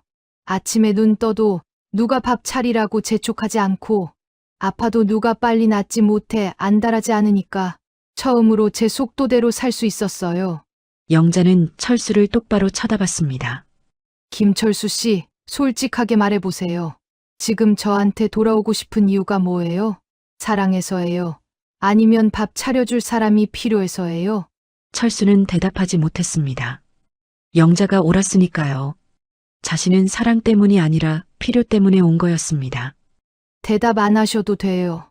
표정에 다 나와 있으니까. 영자는 일어섰습니다. 주방으로 가더니 무언가를 가져왔죠. 통장이었습니다. 여기 1,000만 원 있어요. 위자료로 받았던 5천만 원 중에 남은 돈이에요. 수술비랑 항암 치료비로 4천만 원 쓰고 남은 거예요. 왜 그걸? 돌려드릴게요. 저 이제 당신한테 빚진 것 하나도 없고 싶어서요. 철수는 통장을 받지 않았습니다. 아니야. 그건 당신 거야. 내가 준 거잖아. 당신이 준 게 아니라 계산해서 준 거잖아요. 40년치 위로금이라면서요. 저는 이제 그 계산에서 빠지고 싶어요. 영자는 통장을 탁자 위에 놓았습니다. 김철수 씨, 당신은 평생 수학 선생님이셨잖아요. 그래서 모든 걸 계산하셨죠. 얼마를 주면 얼마를 받고, 얼마를 투자하면 얼마가 돌아오고. 근데 인생에는 계산이 안 되는 게 있어요. 사랑, 신뢰, 헌신. 그런 건 숫자로 환산할 수 없거든요. 당신은 그걸 몰랐어요. 아니, 알려고 하지 않았죠. 철수는 변명하고 싶었지만 입이 떨어지지 않았죠. 항암 치료받으면서 상담 선생님이 그러더라고요. 암덩어리는 몸에만 있는 게 아니라 마음에도 있다고. 내 마음속 암덩어리가 뭔지 찾아보래요. 영자는 웃었습니다. 슬픈 웃음이었죠. 알았어요. 제 마음속 암덩어리가 뭔지 당신이었어요. 40년 동안 저를 짓누르고 숨 못 쉬게 만들었던 것. 당신한테서 인정받으려고, 사랑받으려고 발버둥 쳤던 그 헛된 노력들. 영자야. 이혼하고 나서야 알았어요. 당신은 절대 저를 사랑할 수 없는 사람이라는 걸. 당신은 당신 자신밖에 사랑할 줄 모르니까. 철수는 변명하려 고개를 들었습니다. 아니야. 나도 나름대로 널 사랑했어. 40년을 함께 살았잖아. 함께 산 게 사랑의 증거는 아니에요. 당신은 저랑 함께 산 게 아니라 저를 이용하며 산 거예요. 영자의 말은 냉정했지만 사실이었습니다. 철수는 반박할 수 없었죠. 수술 끝나고 회복하면서 많이 생각했어요. 왜 이렇게 살았을까? 왜 내 인생을 포기하고 당신 그림자로 살았을까? 답은 간단했어요. 사랑받고 싶어서, 인정받고 싶어서. 근데 40년을 바쳐도 당신한테서 받은 건 당연한 뿐이었어요. 영자는 창밖을 바라봤습니다. 오후 햇살이 정원을 환하게 비추고 있었죠. 혼자 살면서 알았어요. 사랑은 국어라는 게 아니라는 걸. 스스로를 사랑할 줄 알아야 남도 사랑할 수 있다는 걸. 그럼 우리는 끝이야? 철수가 떨리는 목소리로 물었습니다. 영자는 고개를 끄덕였죠. 네. 우리는 1년 전에 이미 끝났어요. 아니, 어쩌면 40년 동안 시작한 적도 없었을지 몰라요. 영자야, 제발. 나 정말 혼자서는 못 살아. 미안해. 내가 잘못했어. 철수는 무릎을 꿇었습니다. 영자는 그런 철수를 내려다봤죠. 김철수 씨, 솔직해지세요. 지금 미안하다는 거 나한테 죄지어서예요? 아니면 당장 본인 사는 게 아쉬워서예요? 철수는 아무 말도 하지 못했습니다. 전곡을 찔렸으니까요. 진짜 사과는 상대를 위해서 하는 거예요. 근데 지금 당신은 당신 편해지자고 비는 거잖아요. 영자는 철수를 일으켜 세웠습니다. 일어나세요. 무릎 꿇는다고 제 마음이 돌아서는 거 아니에요. 철수는 비틀거리며 일어섰습니다. 영자는 현관으로 걸어갔죠. 돌아가세요. 다신 오지 마시고요. 영자야. 참, 그리고요. 영자는 마지막으로 말했습니다. 답안지는 1년 전에 당신이 냈잖아요. 인생에 제 시험은 없어요.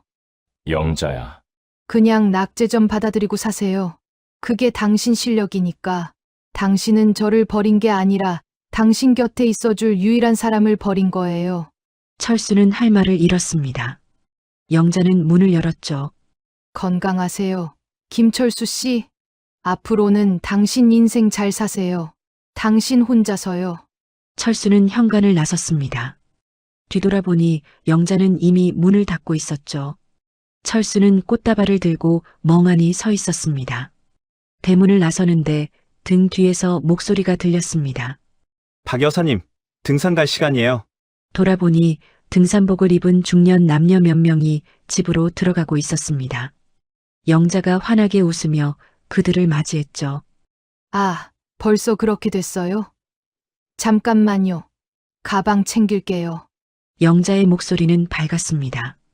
철수가 한 번도 들어본 적 없는 밝은 목소리였죠.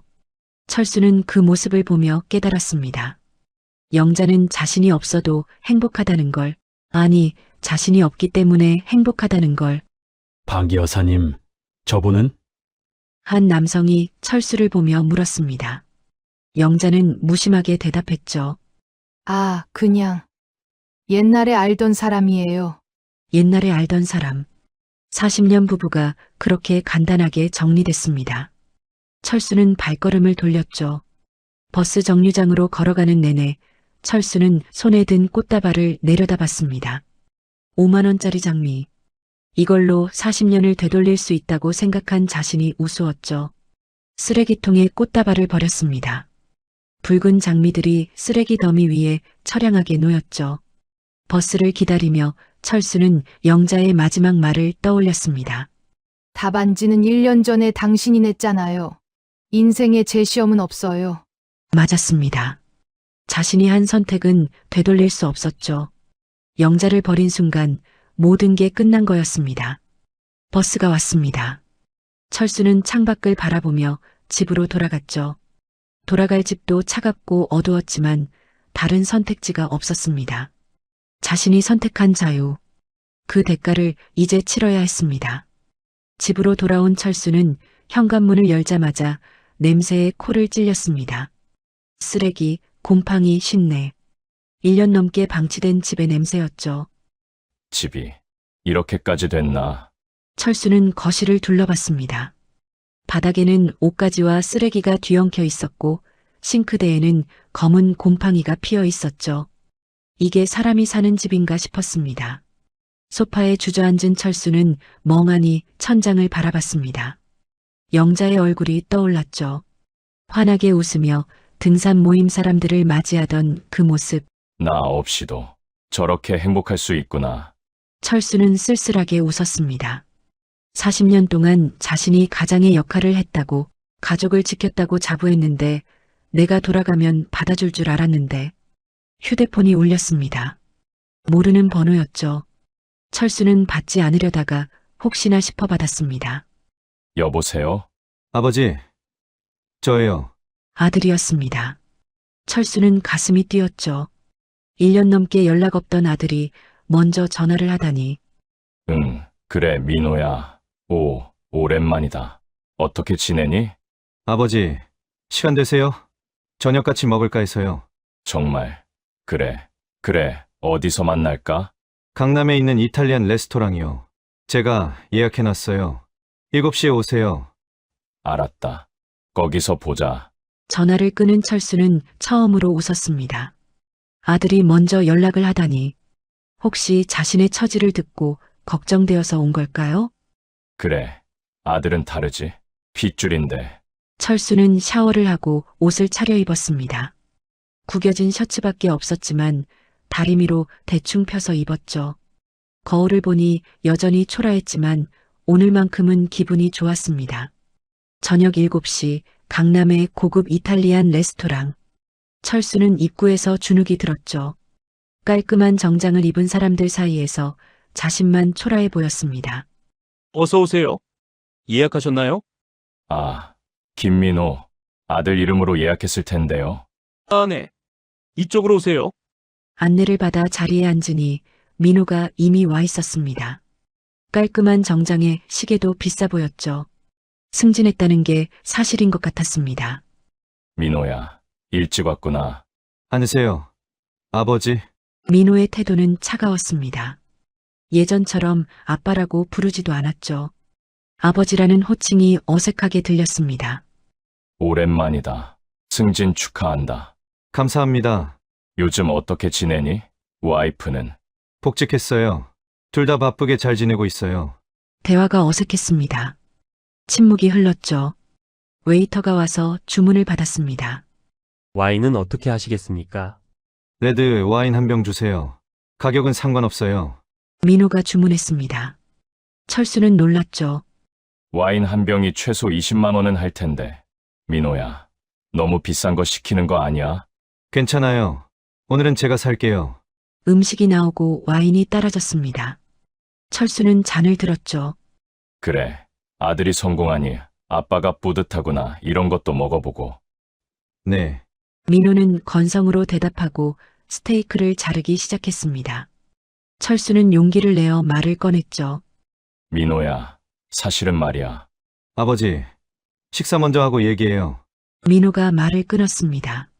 철수는 입을 다물고 스테이크를 먹었죠. 맛있었지만 목구멍으로 넘어가지 않았습니다.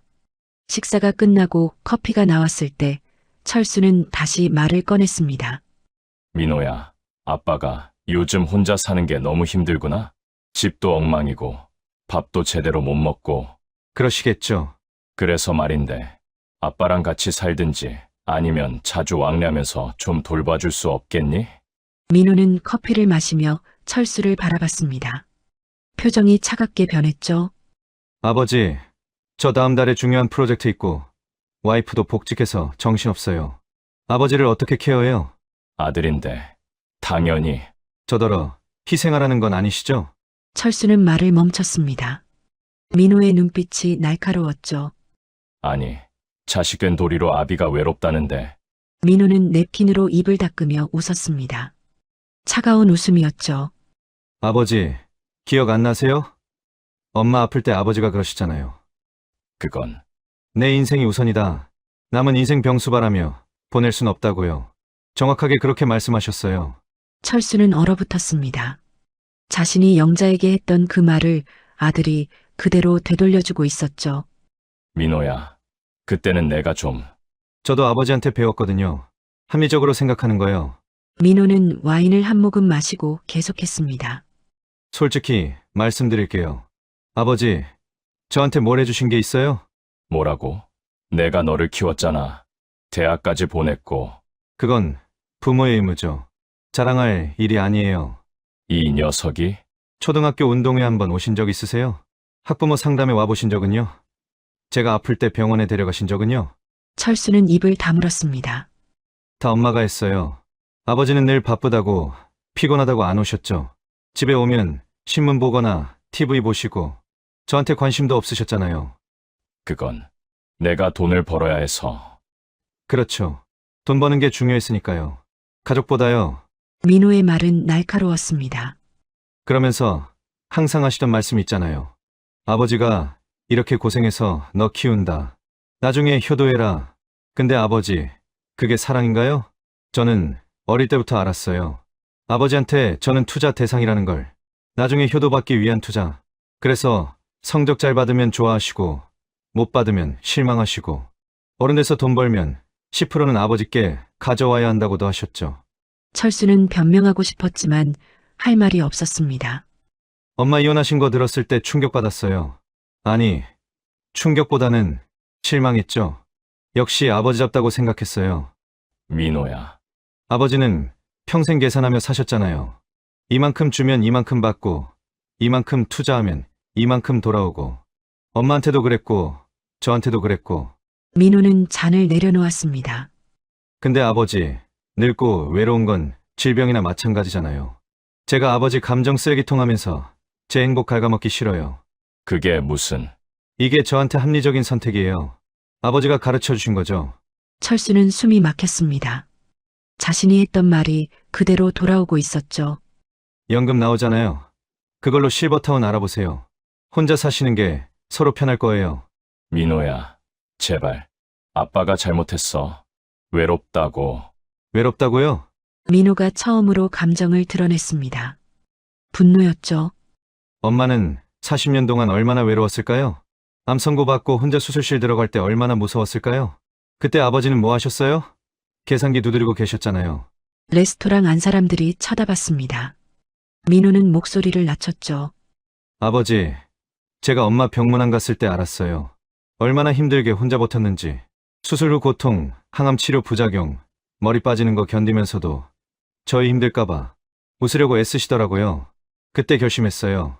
난 절대 아버지처럼 안 살겠다고. 사람을 계산으로 대하지 않겠다고. 민호는 일어섰습니다. 계산서를 철수 쪽으로 밀어놨죠. 아, 그리고요. 유산은 필요 없어요. 뭐. 나중에 아버지 병원비로 제 돈 들어가는 것보단 나으니까. 그 돈으로 알아서 잘 늙으세요.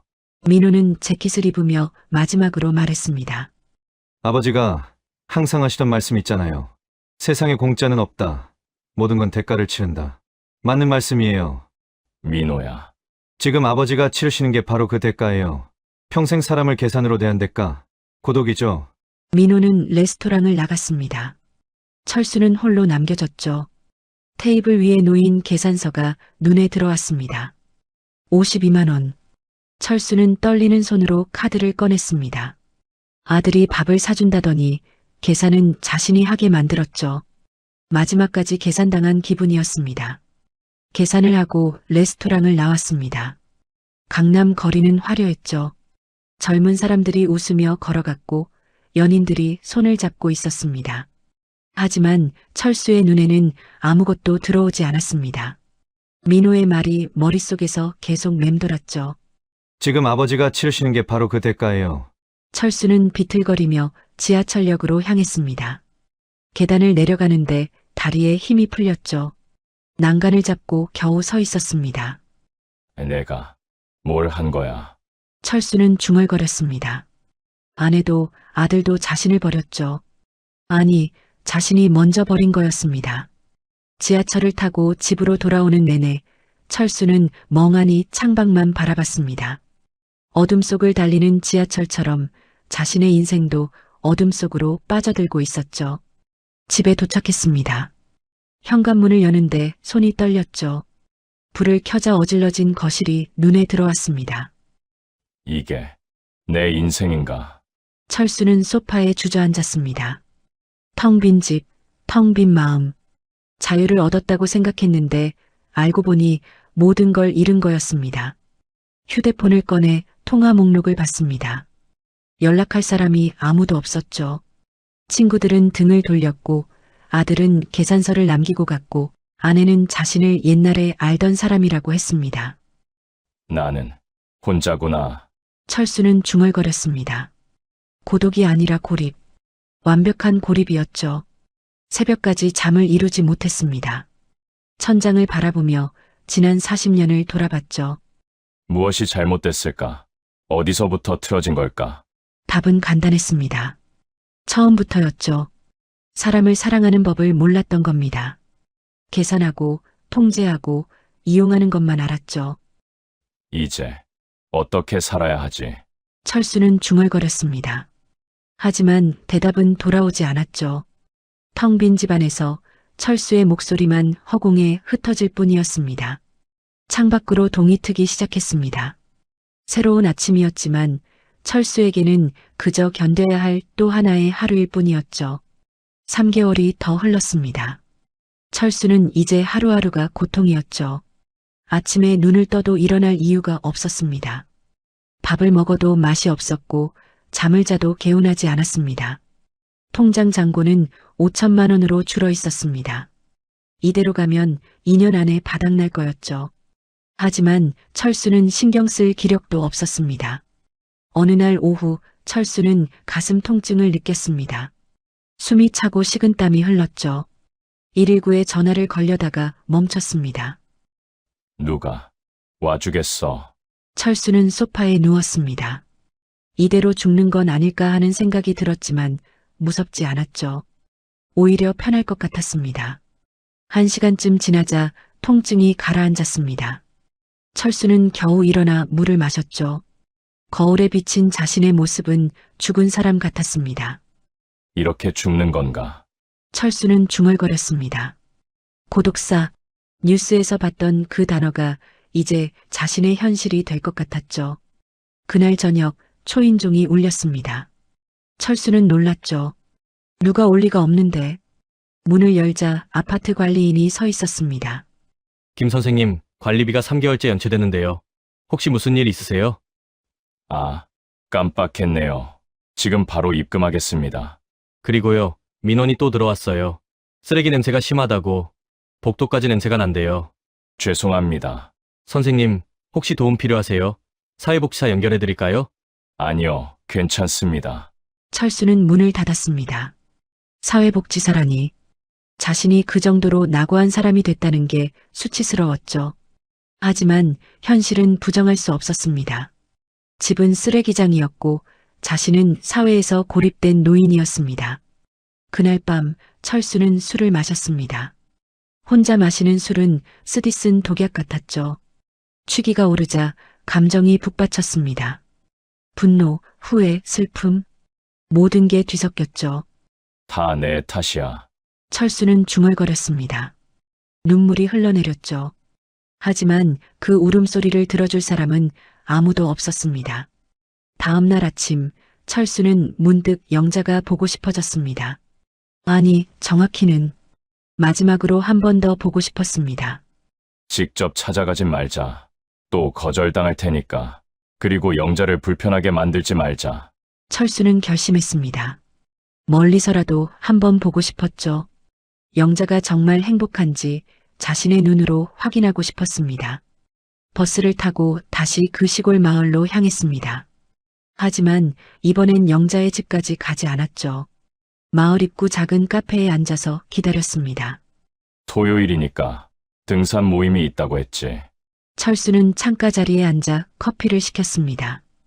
영자의 집이 보이는 위치였죠. 멀리서 조용히 지켜볼 생각이었습니다. 1시간쯤 지났을까? 영자의 집 대문이 열렸습니다. 등산복을 입은 영자가 나왔죠. 짧게 자른 머리, 밝은 표정, 가벼운 발걸음. 정말 건강해 보이네. 철수는 창가에 숨어 지켜봤습니다. 영자는 혼자가 아니었죠. 등산 모임 사람들이 하나둘 모여들었습니다. 중년 남녀 5명쯤. 박 여사님, 오늘 날씨 딱 좋네요. 그러게요. 정상까지 올라가 볼까요? 그러죠. 여사님 차력이면 거뜬하시잖아요. 사람들이 웃으며 영자를 중심으로 모였습니다. 영자도 환하게 웃고 있었죠. 철수가 40년 동안 본 적 없는 그런 웃음이었습니다. 저렇게 웃을 수 있었구나. 철수는 가슴이 먹먹했습니다. 영자는 자신과 함께 있을 때 저런 표정을 지어본 적이 없었죠. 항상 지쳐 있었고 억지로 웃었고 눈빛이 어두웠습니다. 그런데 지금은 달랐습니다. 정말로 행복해 보였죠. 일행이 출발했습니다. 철수는 커피를 홀짝이며 그 뒷모습을 지켜봤습니다. 영자는 일행과 이야기를 나누며 가벼운 걸음으로 걸어갔죠. 문득 한 남자가 영자 옆으로 다가갔습니다. 60대 초반쯤 돼 보이는 남자였죠. 등산복이 잘 어울렸습니다. 박 여사님, 지난주에 말씀하신 그 책 제가 읽어봤어요. 아, 정말요? 어떠셨어요? 정말 좋더라고요. 여사님 추천은 역시 믿을 만해요. 두 사람이 나란히 걸으며 이야기를 나눴습니다. 자연스러운 대화였죠. 편안하고 즐거워 보였습니다. 철수는 가슴이 조여왔습니다. 질투였을까요? 아니, 그보다는 자신이 영자에게 단 한 번도 해주지 못했던 것들이 보였기 때문이었습니다. 책 이야기를 나누는 것, 산책하며 웃으며 걷는 것, 상대의 말에 귀 기울이는 것. 40년 동안 철수는 영자와 단 한 번도 그렇게 걸어본 적이 없었습니다. 영자가 무슨 책을 읽는지도 몰랐고 무슨 이야기를 하고 싶어 하는지도 관심이 없었죠. 나는 뭘 했던 거지? 철수는 중얼거렸습니다. 일행이 시야에서 사라졌습니다. 철수는 커피잔을 내려놓고 한숨을 쉬었죠. 가슴이 답답했습니다. 카페에서 나온 철수는 영자의 집 근처를 걸었습니다. 정원이 보였죠. 토마토가 빨갛게 익어 있었고 상추가 싱싱하게 자라고 있었습니다. 저 손으로 40년 동안 나를 위해 일했는데 철수는 울타리 밖에서 정원을 바라봤습니다. 영자가 직접 가꾼 텃밭이었죠. 햇살을 받아 반짝이는 토마토들이 마치 영자의 새로운 삶 같았습니다. 시간이 흘러 오후가 됐습니다. 철수는 카페로 돌아가 다시 자리에 앉았죠. 영자가 돌아올 때까지 기다리고 싶었습니다. 저녁 무렵 등산 일행이 돌아왔습니다. 모두 땀을 흘리며 웃고 있었죠. 피곤해 보였지만 표정은 밝았습니다. 오늘 정말 좋았어요. 다음 주에 또 만나요. 네. 다음 주엔 제가 김밥 싸올게요. 박 여사님 김밥 맛있잖아요. 기대할게요. 사람들이 하나둘 흩어졌습니다. 영자는 집으로 들어가기 전 문득 멈춰섰죠. 그리고 주변을 둘러봤습니다. 철수는 황급히 몸을 숨겼습니다. 혹시 자신을 봤을까 봐였죠. 하지만 영자는 그냥 하늘을 올려다보고 있었습니다. 석양이 지고 있었죠. 영자는 잠시 그 모습을 바라보다가 집 안으로 들어갔습니다. 철수는 그 뒷모습을 보며 깨달았습니다. 영자는 더 이상 자신을 기다리지 않는다는 걸, 아니, 자신을 생각조차 하지 않는다는 걸, 영자에게 자신은 이미 과거였습니다. 옛날에 알던 사람, 그 이상도 그 이하도 아니었죠. 철수는 버스 정류장으로 걸어갔습니다. 발걸음이 무거웠죠. 오늘 본 것은 확인이었습니다. 영자는 정말로 행복했습니다. 자신 없이도요. 아니, 자신이 없기 때문에요. 버스 안에서 철수는 창밖을 바라봤습니다. 어둠이 내리고 있었죠. 마을의 불빛들이 하나둘 켜지기 시작했습니다. 나는 왜 이렇게 됐을까? 철수는 중얼거렸습니다. 40년 전 영자와 결혼했을 때를 떠올렸습니다. 젊은 영자는 수줍게 웃고 있었죠. 그때 철수는 무엇을 약속했던가요? 평생 함께 하겠습니다. 당신을 지켜주겠습니다. 행복하게 해주겠습니다. 거짓말이었습니다. 전부 거짓말이었죠. 철수는 영자를 지키지 않았습니다. 오히려 짓밟았죠. 철수는 영자를 행복하게 하지 않았습니다. 40년 동안 고통을 줬죠. 철수는 영자와 함께하지 않았습니다. 같은 공간에 있었을 뿐 마음은 늘 떨어져 있었습니다. 내가 뭘 한 거지? 철수는 눈물을 흘렸습니다. 집으로 돌아온 철수는 불도 켜지 않은 채 소파에 앉았습니다. 어둠 속에서 혼자서 그렇게 앉아 있었습니다. 오늘 본 영자의 모습이 계속 떠올랐습니다. 환하게 웃는 얼굴, 가벼운 발걸음, 친구들과 나누는 편안한 대화, 석양을 바라보는 평온한 뒷모습. 나는 단 한 번도 저런 모습을 보지 못했구나. 철수는 깨달았습니다. 40년 동안 함께 살았지만 진짜 영자를 본 적이 없었다는 걸. 철수가 본 것은 아내라는 역할을 하는 영자였죠. 밥 짓고 빨래하고 집안일하는 영자. 하지만 진짜 영자는 달랐습니다. 책을 읽고 산을 오르고 친구들과 웃고 석양을 감상하는 사람이었죠. 나는 평생 영자를 몰랐구나. 철수는 중얼거렸습니다. 새벽이 밝아올 때까지 철수는 어둠 속에 앉아 있었습니다. 생각했습니다. 후회했습니다. 울었습니다. 하지만 아무것도 바뀌지 않았습니다. 영자는 여전히 행복하게 살고 있었고 철수는 여전히 홀로 남겨져 있었습니다. 이것이 철수가 평생 풀어온 인생의 방정식이 내놓은 답이었습니다. 입력값 이기심, 무관심 계산, 출력값 고립, 후회, 절망. 완벽한 수식이었습니다. 돌이킬 수 없는 방정식. 6개월 후, 철수는 더 이상 밖으로 나가지 않았습니다. 집은 완전한 쓰레기장이 됐고 철수 자신도 사람 같지 않았죠. 체중은 20kg이나 빠져 뼈만 앙상하게 남았습니다. 통장 잔고는 3천만 원. 매달 예금을 깨먹으며 근근히 버티고 있었지만 1년이면 바닥날 거였습니다. 어느 날 오후 철수는 가슴 통증으로 병원에 갔습니다. 검사 결과는 충격적이었죠. 협심증입니다. 혈관이 많이 막혀 있어요. 스텐트 시술이 필요합니다. 철수는 덜컥 겁이 났지만 침착하게 물었습니다. 평생 그래왔듯 계산부터 했죠. 비용이 얼마나 듭니까? 건강보험 적용되시니까 본인 부담금은 200만 원 정도 예상하시면 됩니다. 철수의 통장에는 아직 3천만 원이 남아 있었습니다. 낼 수 있는 돈이었죠. 하지만 그 순간 철수의 머릿속에 마지막 시험 문제가 떠올랐습니다. 그래, 200만 원. 이 정도면 민호가 해주지 않을까?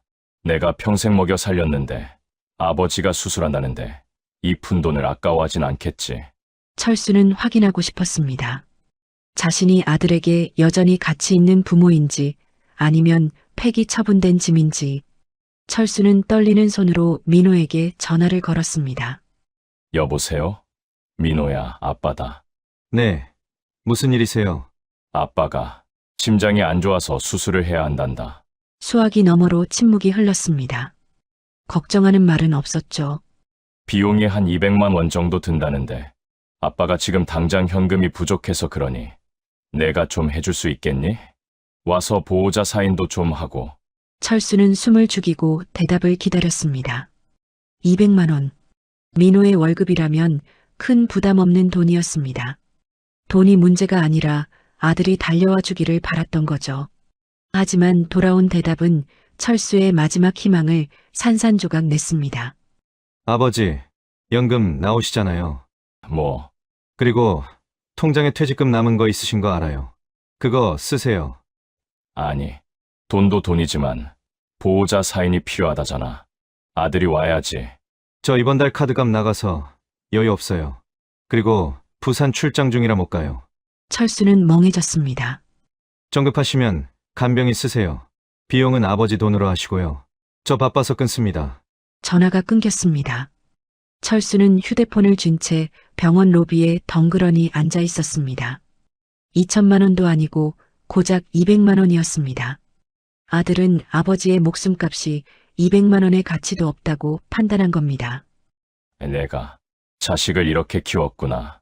사랑을 주지 않고 계산만 가르쳤더니 결국 나도 계산서 쪼가리처럼 버려지는구나. 철수는 허탈한 웃음을 터뜨렸습니다. 돈이 없는 게 아니었습니다. 자신을 위해 단돈 1만 원도 쓰기 싫어하는 아들의 마음을 확인한 순간 철수는 살 의지를 잃어버렸습니다. 관두자. 그냥 관두자. 철수는 수술 예약을 하지 않고 병원을 나왔습니다. 고칠 필요가 없었습니다. 이미 마음이 죽어버렸으니까요. 집으로 돌아와 소파에 누웠습니다. 천장을 바라보며 생각했죠. 이게 내 인생의 끝인가? 그날 밤 철수는 오랜만에 서재로 들어갔습니다. 먼지 쌓인 책장에서 한 권의 앨범을 꺼냈죠. 가족 사진들이 담긴 앨범이었습니다. 첫 페이지를 펼치자 결혼식 사진이 나왔습니다. 젊은 철수와 영자, 둘 다 웃고 있었죠. 그때는 행복했을까요? 다음 페이지는 민호가 태어났을 때였습니다. 영자가 아기를 안고 있고 철수는 옆에 서 있었죠. 하지만 철수는 아기를 안고 있지 않았습니다. 항상 옆에 서 있기만 했죠. 페이지를 넘기며 철수는 깨달았습니다. 모든 사진에서 자신은 항상 옆에 서 있기만 했다는 걸. 영자를 껴안은 적도, 아이를 안아본 적도, 가족과 진짜로 함께한 적이 없었습니다. 나는 항상 방관자였구나. 철수는 중얼거렸습니다. 40년 동안 가족과 함께 살았지만 진짜로 가족이었던 적은 없었던 겁니다. 마지막 페이지는 10년 전 가족 여행 사진이었습니다. 제주도였죠. 영자와 민호는 웃고 있었지만 철수는 역시나 무표정했습니다. 카메라를 보며 억지로 짓는 미소였죠. 웃을 줄도 몰랐구나. 철수는 앨범을 덮었습니다. 눈물이 흘러내렸죠. 다음 날 아침 철수는 마지막 결심을 했습니다. 영자에게 편지를 쓰기로요. 진짜 사과를 담은 편지. 떨리는 손으로 펜을 들었습니다. 영자에게 이 편지를 쓰는 지금 나는 내 인생에서 가장 솔직해지고 있어. 40년 동안 당신에게 한 번도 제대로 말하지 못한 것들을 이제야 쓰려 해. 미안해. 당신의 헌신을 당연하게 여긴 것, 당신의 꿈을 무시한 것, 당신이 아플 때 버린 것, 모든 게 다 미안해. 하지만 가장 미안한 건 40년 동안 단 한 번도 당신을 사랑한다고 말하지 않은 거야. 아니, 사실은 사랑하는 방법을 몰랐어. 평생을 숫자로만 살아서 사람 마음도 숫자인 줄 알았어. 마이너스가 되면 버리면 되는 줄 알았는데 그게 아니더라. 사랑은 증명할 수도 계산할 수도 없더라. 당신을 다시 만나러 갔을 때 당신의 정원을 봤어. 토마토, 상추, 꽃들, 당신이 직접 가꾼 것들. 40년 동안 나를 위해 헌신했던 그 손으로 이제는 당신 자신을 위해 무언가를 가꾸고 있더라. 그걸 보고 알았어. 당신이 얼마나 행복한지. 나 없이도. 아니, 내가 없기 때문에. 그게 가장 아팠어. 내가 당신의 행복에 방해물이었다는 거. 이제 나는 혼자야. 완전히. 친구도 없고 아들도 등을 돌렸고 당신도 떠났어. 매일 밤 텅 빈 집에서 생각해. 어디서부터 잘못된 걸까? 답은 간단했어. 처음부터였지. 사랑 없이 시작한 결혼, 헌신 없이 살아온 가정, 진심 없이 나눈 대화. 모든 게 거짓이었어. 영자야, 내가 옳았어. 나는 당신을 사랑한 게 아니라 이용했어. 당신을 아내가 아니라 가정부로 여겼어. 당신의 40년을 5천만 원으로 계산했어. 이제 그 대가를 치르고 있는 중이야. 고독이 아니라 고립이라는 형벌을. 당신에게 돌아가고 싶다고 말하지 않을게. 그건 또다시 당신을 이용하는 거니까. 다만 이것만은 말하고 싶어. 내가 행복하길 바래. 진심으로. 나 없이 당신 자신을 위해 당신이 원하는 삶을 살아. 그게 내가 당신에게 줄 수 있는 유일한 사랑인 것 같아. 미안해. 그리고 고마워. 40년 동안 나 같은 사람을 견뎌줘서. 이제는 정말 안녕. 김철수. 편지를 다 쓴 철수는 봉투에 넣어 책상 위에 놓았습니다. 보낼지 말지는 아직 모르겠지만 일단 썼다는 것만으로도 마음이 조금 가벼워졌죠. 저녁 무렵 철수는 편의점에 도시락을 사러 갔습니다. 계산대에 서는데 라디오에서 뉴스가 나왔습니다. 노인 고독사 증가, 사회적 고립이 원인, 자신의 미래였죠.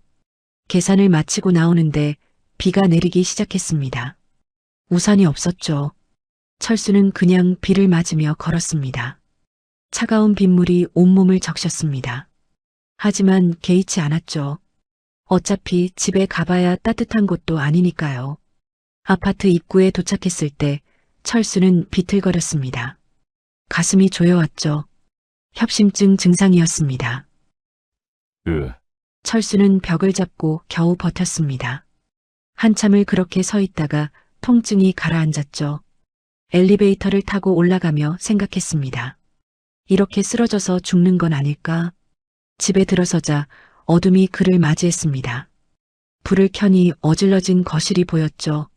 철수는 소파에 주저앉았습니다. 젖은 옷을 벗을 기력도 없었습니다. 그냥 그대로 누워버렸죠. 창밖으로 비가 쏟아졌습니다. 천둥 소리가 울렸고 번개가 번쩍였죠. 철수는 천장을 바라보며 중얼거렸습니다. 이게 내가 선택한 자유인가? 자유를 얻었다고 생각했는데 알고 보니 모든 걸 잃은 거였습니다. 아내도 아들도 친구도 존엄도. 40년을 헛되이 산 거구나. 철수의 눈에서 눈물이 흘러내렸습니다. 하지만 그 눈물을 닦아줄 사람은 아무도 없었죠. 밤이 깊어갔습니다. 철수는 잠들지 못하고 뒤척였습니다. 가슴이 답답하고 숨이 차올랐죠. 새벽 2시 철수는 침대에서 일어났습니다. 서재로 가서 책장을 열었죠. 40년 동안 모은 책들이 빼곡했습니다. 칸트, 하이데거, 니체, 철학책들이었죠. 은퇴 후 고상한 취미를 즐기려고 산 책들이었지만 제대로 읽어본 적이 없었습니다. 한 권을 꺼내 펼쳤습니다. 니체의 차라투스트라는 이렇게 말했다. 한 구절이 눈에 들어왔습니다. 고독한 자여, 그대는 자신에게로 가는 길을 걷는다. 그리고 그 길은 그대 자신과 그대의 7 악마를 지나간다. 철수는 책을 덮었습니다. 고독한 자, 그게 바로 자신이었죠. 하지만 니체가 말한 고독은 선택한 고독이었습니다. 철학자의 고독, 사색가의 고독, 자신의 고독은 달랐습니다. 버림받은 고독, 고립된 고독, 스스로 선택해서 모든 걸 잃어버린 고독. 나는 고독한 게 아니라 외로운 거구나. 철수는 중얼거렸습니다. 동이 트기 시작했습니다. 비는 그쳤고 아침 해가 떠올랐죠. 철수는 창밖을 바라봤습니다. 사람들이 출근 준비를 하고 아이들이 등교하고 세상이 돌아가고 있었습니다. 하지만 철수는 그 세상에 속하지 않았습니다. 그저 창밖에서 바라보기만 하는 관찰자일 뿐이었죠. 이렇게 끝나는 건가? 철수는 중얼거렸습니다. 평생 수학 공식을 풀듯 인생을 살았습니다. 계산하고 측정하고 증명하고. 하지만 인생에는 공식이 없었습니다. 사랑도 가족도 행복도 계산할 수 없었죠. 그걸 깨달았을 때는 이미 늦었습니다. 시험은 끝났고 답안지는 제출됐고 결과는 낙제였습니다. 철수는 소파에 누워 눈을 감았습니다. 가슴이 또다시 조여왔지만 이번에는 병원에 가지 않기로 했죠. 이대로 가는 것도 나쁘지 않을 것 같았습니다. 편의점 도시락은 테이블 위에 그대로 있었습니다. 먹지 않았죠. 철수의 휴대폰에는 아무 연락도 오지 않았습니다. 텅 빈 집에서 텅 빈 마음으로 철수는 홀로 누워 있었습니다. 창밖으로 햇살이 들어왔지만 철수의 방은 여전히 어두웠죠. 이것이 철수가 평생 풀어온 인생 방정식의 답이었습니다. 입력값 이기심, 계산, 무관심, 출력값 고립, 외로움, 후회. 돌이킬 수 없는 방정식. 3개월 후 아파트 관리인이 철수의 집 문을 열었습니다. 관리비가 4개월째 연체됐고 이웃들이 악취를 호소했기 때문이었죠. 문을 여는 순간 악취가 코를 찔렀습니다. 소파에 철수가 누워 있었습니다. 이미 사망한 지 한 달은 된 것 같았죠. 경찰이 왔고 구급차가 왔습니다. 철수의 시신 옆 테이블에는 썩은 편의점 도시락이 놓여 있었습니다. 서재 책상 위에는 편지 한 통이 있었죠. 영자에게 보내려다 보내지 못한 편지. 경찰은 연락할 가족을 찾았습니다. 아들 민호였죠. 네, 알겠습니다. 장례 준비하겠습니다. 민호는 담담하게 대답했습니다. 눈물은 없었죠. 며칠 후 작은 장례식장에서 장례가 치러졌습니다. 조문객은 몇 명 되지 않았습니다. 민호와 그의 아내, 그리고 몇몇 옛 동료들. 영자는 오지 않았습니다. 민호는 아버지의 유품을 정리하다가 그 편지를 발견했습니다. 펼쳐 읽는 내내 민호의 손이 떨렸죠. 이제야 후회하시는 거예요. 민호는 편지를 접어 가방에 넣었습니다. 영자에게 전해줄 생각이었죠. 일주일 후 민호는 영자의 집을 찾아갔습니다. 어머니, 아버지가 쓰신 편지예요. 영자는 편지를 받아 읽었습니다. 눈물이 흘러내렸지만 표정은 담담했죠. 이제야 이런 말을 하시네요. 영자는 편지를 접었습니다. 민호야, 너는 절대 아버지처럼 살지 마라. 사람을 사랑하는 법을 배워라. 네. 어머니. 와이프 잘해줘. 당연하게 여기지 말고 고맙다고 사랑한다고 매일 말해줘. 민호는 고개를 끄덕였습니다. 영자는 창밖을 바라봤습니다. 텃밭에 토마토가 빨갛게 익어가고 있었죠.